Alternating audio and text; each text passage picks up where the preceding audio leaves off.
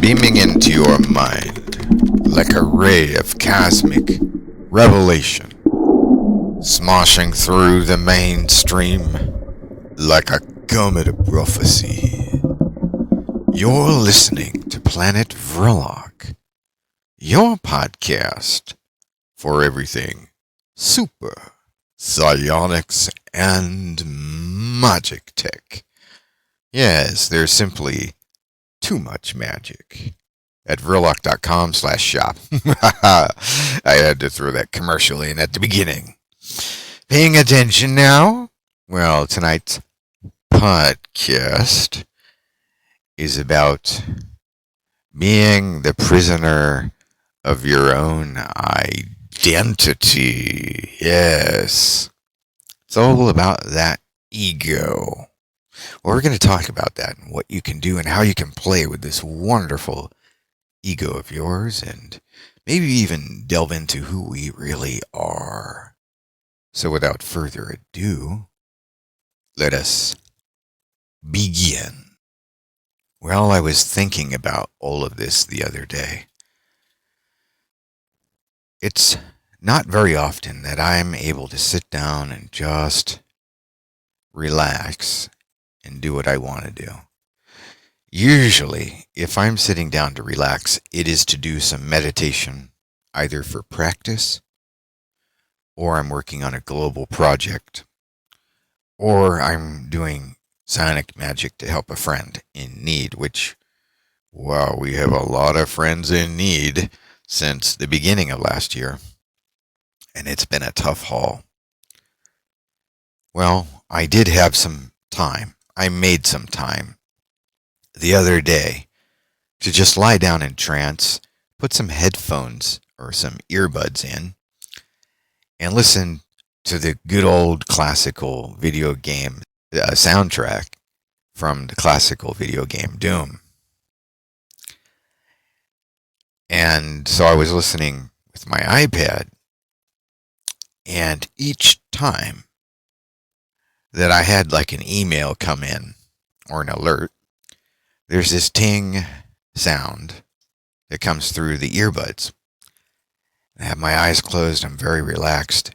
And what happens when I hear that ting sound is there's this flash on my inner screen, on the back of the eyelids, in my mind's eye, of that screen in my email. So, those of you who have contacted me publicly before know that I have a public email address through Gmail. So I would see the Gmail layout flash in my mind's eye. And I was thinking, I'm only connected to this iPad through a pair of earbuds. And it's going through my ears. How am I picking up on this imagery without a psionic helmet on? Well, it all goes back to the very beginning of my life of discovering something called telemechanics that's in my book, The Wondrous Wheel VPG3. And so essentially, we are always in contact with our machines, radionic boxes included, prayer boards, whatever it is that you've touched or that you're familiar with, or whatever just happens to be vibrating on a frequency similar enough to your own, is making contact with your mind at some varying degree or level. So we're all wirelessly connected to all of these gadgets and things that surround us, including our Wi-Fi signals that are coming off our routers. I mean, if you've ever just had a hunch hit you that, hey, wait a minute, somebody important has just emailed me, and you're like, wait, where's my phone? I have no way of checking. And you run back inside the house, and there it is. The email's right there on your desktop or laptop or your smartphone. And you're like, hey, how did I know that? Well, it's like the same thing. How did I know when I was interviewing Adam Kokesh last night that just outside of his window there's a wheelbarrow just sitting out there that had some work done with it? Well, it's because we're all connected through this dreamscape that is the underlying reality, sort of like I guess like how a skyscraper is built. It basically, the building sort of hangs on the, or is hanged over the metal bone, the steel bone of the building. So that steel structure, that's that dream world I'm talking about. And then the enamelment, the rest of the building that you see from the outside, that's the physical world. Another way to look at it is a tapestry, where we don't see the intricate weaving that goes into creating this work of art that's on the backside. We only see that clear picture. Or in some ways, when we're having a bad day, we see just that backside that looks like a bunch of chaos to us, all these patterns and threads. And if we meditate, it's sort of like turning that tapestry around and then seeing the artwork and going, oh, now I get it. Well, all of this ties into my philosophy and understanding also what is the ego self. And some people think that the ego self is something like, it makes us feel a certain way, and we're maybe it's a bad thing or this or that. But no, not really.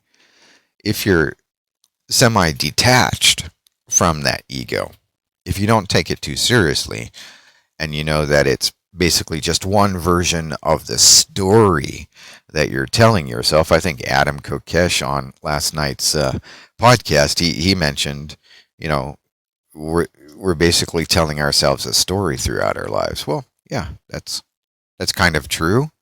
That's a good way to look at it. But I like to talk about comic book supervillains. There's just something about the comic book supervillains, comic book outlaws, the Punisher, the Vigilante, or the clever supervillain like Lex Luthor, versus the heroes like the almighty, powerful, godlike Superman, and so on. Well, when I'm looking at Herr Dr. von Vrilock as a character, now I might be washing the dishes or brushing my teeth, and then thinking about this character and going, is that really me? Or am I the guy that's looking in the mirror without the mask on? Which one is the mask? And sometimes I'll forget. I'll think that the real me is the guy looking in the mirror at this fleshy face and these dull cow eyes. No, but that's not the real me either. It's not who I am. It's more of a what I am. And so I know that I'm consciousness. I'm an awareness, a spark. The point of the matter is we all go through our lives thinking that we are the things that we imagine, or that we are the people that other people tell us we are. Everybody's always telling you who you are, and if they're not telling you, your television is telling you. And if you're sitting in a room by yourself, your subconscious mind is speaking to you. Usually, the subconscious mind is speaking to you to thwart your plans. You'll be thinking, I am going to get the job on Monday. And then your subconscious mind says, oh, well, that gives me plenty of time to wreck that dream for you. And it's like, things don't work out in the end. You go, drats, foiled again. Well, that's because you gave your subconscious mind too much time. It's a computer system, the front brain and the back brain, that relationship. So that's not really us. We are consciousness. Our goal in life should be to learn how to control the hemispheres of our brain, but more importantly, the front and back, the big brain and the small brain, and the various chakras throughout our bodies, which is something that I teach in my club and in my books. And gadgetry can help us do that. Simple gadgetry, really. an analog radio, a flashlight, these sort of things. If you know how to augment them or pair these simple everyday instruments with some patterns and a little focus concentration, these instruments can be way more effective and much, much more powerful than some of the most expensive radionic machines that I've seen on the internet. And I've tried a number of various machines. Some of them are nice. They work well for this or that. But usually, mastering something about ourselves will make the big difference. The things that we love. If you love what you work with, what you do, if you love your art, it's going to work better for you. You know, I like the old classical supervillain and superheroes. If we go back to the year, I think it was 1940, Green Lantern came out in a comic book. And essentially, what was Green Lantern? Well, he was a man who had certain qualities. Hal Jordan, I believe was his name, the name of the first not the first Green Lantern, but the Green Lantern in the comic book, most often portrayed as the antagonist throughout the series. And essentially, and then later, they had another Green Lantern that came in, and he was sort of the Green Lantern for a while, and that was I forgot his name, but he was a black Green Lantern. And then they had some alien Green Lanterns, so it was sort of like this intergalactic community, and very, very diverse for a comic book of its time. I mean, 1940. We're talking 1940, and DC Comics came out with this wonderful comic book story and character. So what is the Green Lantern? Well, he's basically a man with will, and then he has this ring. Is it a magic ring? No, well, no, not in the medieval traditional sense, but any technology that is significantly advanced is indistinguishable from magic. But essentially, it's sort of like it's a device. It's technology that he wears on his hand that will enamel his body in this aura of green power, the power of will, to will his survival, to defeat the enemy and protect sentient beings across the galaxy. And that was a Green Lantern. So what he's wearing on his hand, that ring, that is a psionic instrument, or we might call it a radionic or psychotronic instrument. But essentially, he's a psionicist. He's using his mind and his will with that instrument to create these constructs that he uses for good, and so he becomes a superhero. In contrast, though, there are some of the classic supervillains like Lex Luthor in DC's Superman series, and these characters, they have to think and outthink a superhero who's usually somebody with overly developed muscles and out of this world superpowers. And so learning to identify with where the supervillain has to lead his own life because nobody else is going to do it for him, is to be very independent. We can take some of that and borrow it for our personal lives and think in terms of, well, how am I going to take care of myself when society's collapsing all around me? And I know Uncle Sam ain't going to do it for me. Yeah, I mean, in some places they might rush you into a smart city or a FEMA camp or incarcerate us, but none of those things are really desirable. So I mean, you might try something different, alternative living, whatever it is. But you think for yourself. You will your survival, like the Green Lantern. Or you outsmart the authorities, like Lex Luthor. You beat the system, or you learn how to make it work for you. Any changing in a system, you must find its advantage. I think one of the first things to do is to learn what makes us not think in terms of finding those advantages and working for ourselves, and then by extension, maybe working for those who are closest to you to help them out. And that is the false belief that you are the person looking back at you in the mirror. I mean, you are shaping yourself, so what you do does have an effect on your body and your appearance. That's true. But ultimately, you are that consciousness.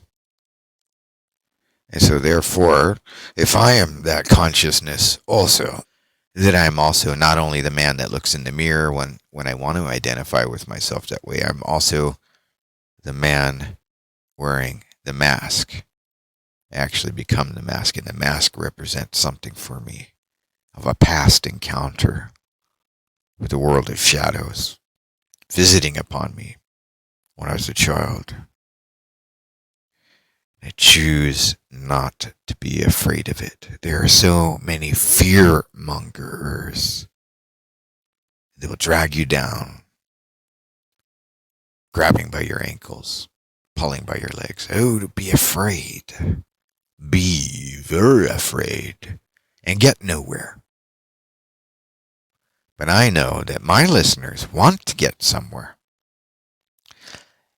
And not only can you work with your own various alter egos here, knowing full well that you are a pinpoint of consciousness,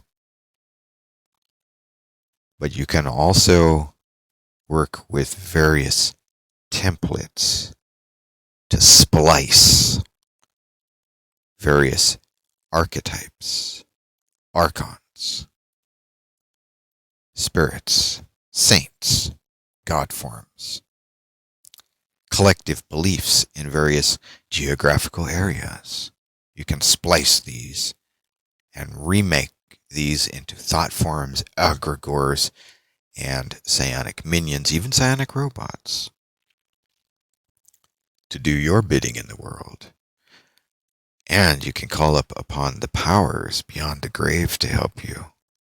Yes, they're there to help you. Brave men and women, patriots of the past, ready to come forward with their spirits and filter into the hearts of the living and make people rise to the occasion when such an event requires such service and heroics, and so on. Right now, I have a very special deal. 2 paperbacks, a combo of Psionic Splicing and Psionic Necromancer. These 2 books combined will give you the key to those abilities for which I have just spoken of. Use my knowledge. Live your life to the fullest. Live for you. And make the world your oyster. And enjoy your life for a change. Don't you think it's about time you had some power for a change? Seems like everyone else wants to take it away from you. I'm offering to give it back to you. So, that about wraps it up for tonight's episode on Planet Vrilock. And I want to thank you for joining me. Head on over to my shop and check out this new combo deal. Save big. Psionic Splicing and Psionic Necromancer paperbacks. Until next time, as always, keep the magic high. This is Tom Vrilock, signing out.